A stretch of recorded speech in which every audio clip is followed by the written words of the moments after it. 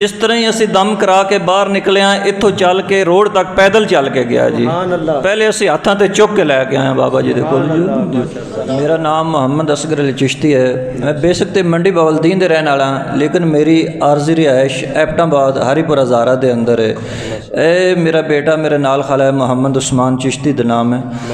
लेकिन 5 साल तो मुख्तलिफ हस्पतालों के मैं चक्कर कट्टे ना, जिस डॉक्टर दे कोल गया उस नवे सिरों तो इसका इलाज शुरू किया। इतना इसका खून नया बनता नहीं सी जितना खून वो टेस्ट विच इसका कढ़ लेंदे सन। लेकिन मुख्तसर गल करदा, जिस दिन इत्थे मैं आया ना, उस दिन डॉक्टर ने मेरे को रिपोर्ट मौजूद है, उस आखे साढ़े कोल इसका कोई इलाज नहीं। तो इस्लामाबाद उन्हें पेन्स हस्पताल का मैंने दस्या उत्थे जाकर तुसी दाखिल करा सकते हो, लेकिन इसके अलावा साढ़े कोल इसका कोई हल नहीं।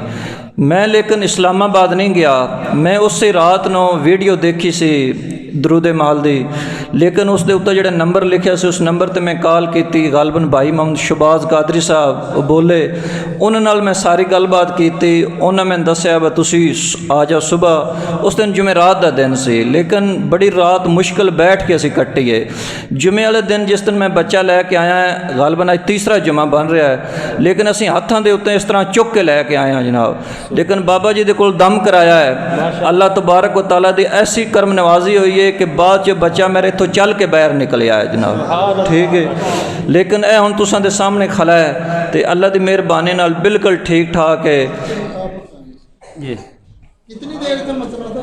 5 साल तो जी, 5 साल ही उसकी उम्र हो गई है, लेकिन जिस दिन दी पैदाइश हुई उस दिन का मसला बीमार सी जी। ਤੁਸੀਂ ਬਾਬਾ ਜੀ ਕੋ ਕਿੰਨੇ ਦਮ ਕਰਾਏ ਤੇ ਔਰ ਜਦੋਂ ਤੁਸੀਂ ਪਹਿਲਾ ਦਮ ਬਾਬਾ ਜੀ ਕੋ ਕਰਾਇਆ ਤੇ ਕਿੰਨੀ ਦੇਰ ਬਾਅਦ ਇਹਨੂੰ ਸਕੂਨ ਹੋ ਗਿਆ ਸੀ ਮਾਸ਼ਾਅੱਲਾ? जिस तरह ही असी दम करा के बाहर निकले हाँ, इत्थों चल के रोड तक पैदल चल के गया जी।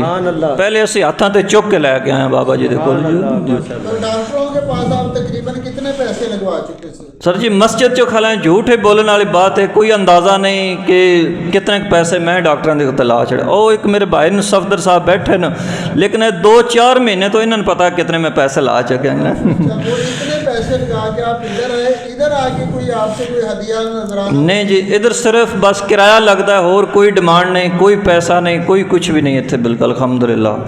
तो मैं तो सुनन वेखण वाले ने पैगाम यही देसा कि डॉक्टर ने इतना असी पैसा देने तो बराए मेहरबानी एक बारी इस दरूदमहल दे विच आना चाहिए है। जितने दोस्त आए हो अगो तुसां दूसरे दोस्तों में एक रिक्वेस्ट करनी चाहिए कि बाबा जी जो दरूद पाक दसते हैं वो दरूद पाक ज़्यादा से ज़्यादा पढ़िया जाए, और एक बारी बाबा जी दे कोल ज़रूर आना चाहिए सन।